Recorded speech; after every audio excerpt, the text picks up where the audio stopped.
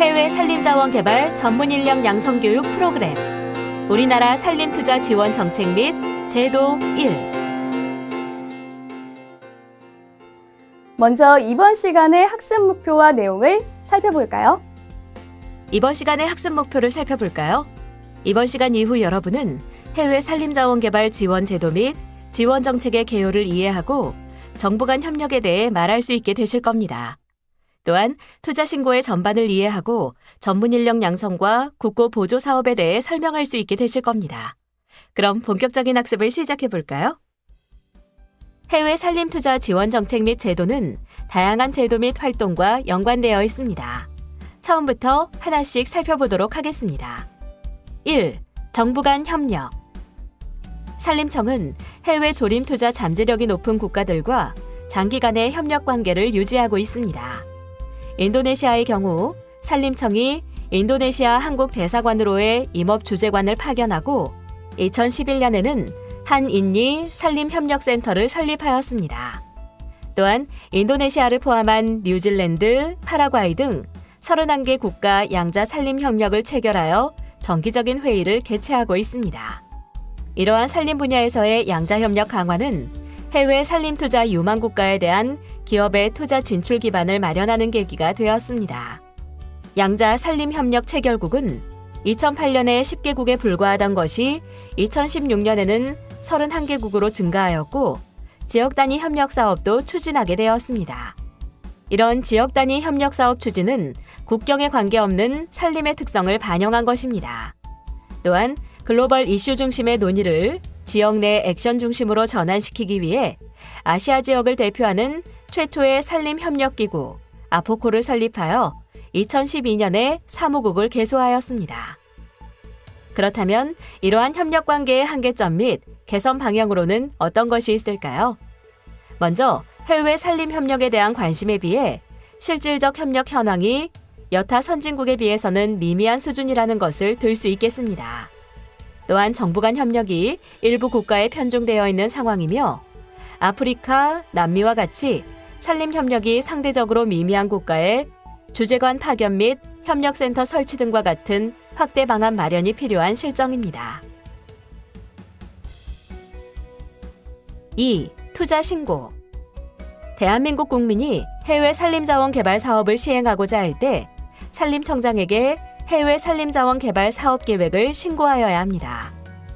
투자 신고의 대상은 조림, 벌채, 임산물 가공 사업입니다. 조림은 크게 산림조업, 탄소 배출권 조림, 바이오 에너지 조림으로 나뉘며 벌채는 조림지 및 천연님 벌채를 의미합니다. 임산물 가공 사업에는 우드칩, 목재 펠릿, 제제목, 합판, 단판, 파티클보드, 성형목의 가공산업 및 기타 산림청장이 정하는 임산물이 해당됩니다. 투자 신고 시의 신고 서류는 해외 산림자원 개발 사업계획 신고서, 사업계획서, 계약서 또는 이에 준하는 서류, 정관, 변경사유서 각 한 부입니다. 3. 사전환경조사 지원, 국고 보조 사업. 산림청에서는 국가 보조 사업으로 크게 사전환경조사 보조금과 융자금 지원의 두 가지 형태로 해외 산림자원 개발 사업체를 지원하고 있습니다. 그리고 이러한 사전환경조사 지원 및 융자 지원 사업 모두는 해외 농업, 산림자원 개발협력법에 근거하여 집행하고 있습니다.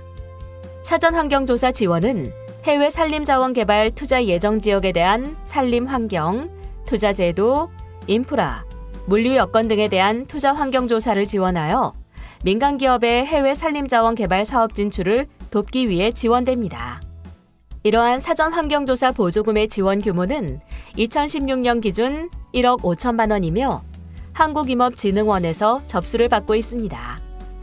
사전 환경 조사 보조금을 받기 위해 필요한 서류는 신청 공문, 사업 신청서 및 조사 계획서, 신청법인의 법인 등기부 등본과 정관, 조사 대상지와 관련된 증빙 서류, 국세청 표준 재무제표 및 납세 증명서, 그리고 참여 전문가 경력 증빙 서류 등이 있습니다.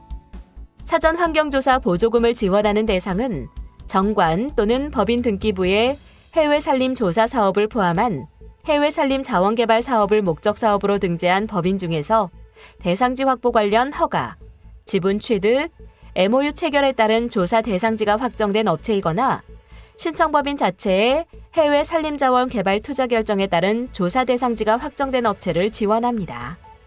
그리고 사업이 경합을 이룰 때에는 다음의 우선순위에 따라 대상자를 선발하게 됩니다. 1순위로 산업 및 탄소 배출권 확보 조림 사업 실시를 위한 조림 대상지 조사자를 선발합니다. 2순위로 고무나무 및 바이오에너지 조림 사업 실시를 위한 대상지 조사자를 선발합니다. 그리고 3순위로 조림목 활용을 위한 가공시설 및 목재 가공사업 투자를 위한 대상지 조사 또는 타당성 조사자를 선발합니다. 지원 사업비는 신규 국가 조사나 이미 조사된 국가의 신규 또는 인근 지역 조사 사업에 사용할 수 있으며 신규 지원 업체는 사업비 소요액의 70% 이내, 기존 지원 업체는 60% 이내를 지원합니다. 단, 조림사업 사전 환경조사는 3,500만 원, 가공사업 사전 환경조사는 2,500만 원의 지원 한도가 존재합니다. 보조금 지원 대상자를 선정하는 절차는 먼저 한국임업진흥원에서 사전 환경조사 업체를 모집하는 공고를 낸 후 1차 서면 심사에서 신청기업 평가 및 사업계획서를 심사합니다. 그리고 1차 서면 심사 통과 대상자에 대한 2차 면접 심사를 진행하는데 세부조사 계획 및 적정성 등을 심사한 후 최종으로 지원 대상자를 선정합니다. 선발된 업체에게 지원되는 보조금은 지원 결정액의 70%가 현지 조사 전에 먼저 교부되며 나머지 30%는 사업비 정산 후에 지급됩니다. 그렇다면 사전 환경조사 보조금에 지원하고자 하는 대상자들이 유의해야 되는 사항에는 어떤 것이 있을까요? 먼저 사업 종료 시에 조사 결과 보고서, 요약 보고서 및 정산 서류를 제출해야 합니다. 그리고 선정된 대상자는 사업 추진 설명회와 조사 결과 보고회에 반드시 참석해야 합니다.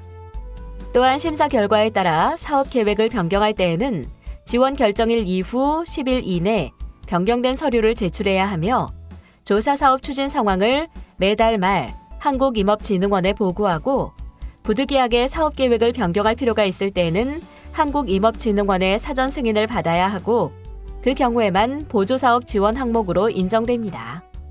마지막으로 지원 대상자는 지원금액에 상당하는 보증보험증권을 제출할 경우에만 사업비 지원액을 수령할 수 있습니다. 오늘 학습은 어떠셨나요?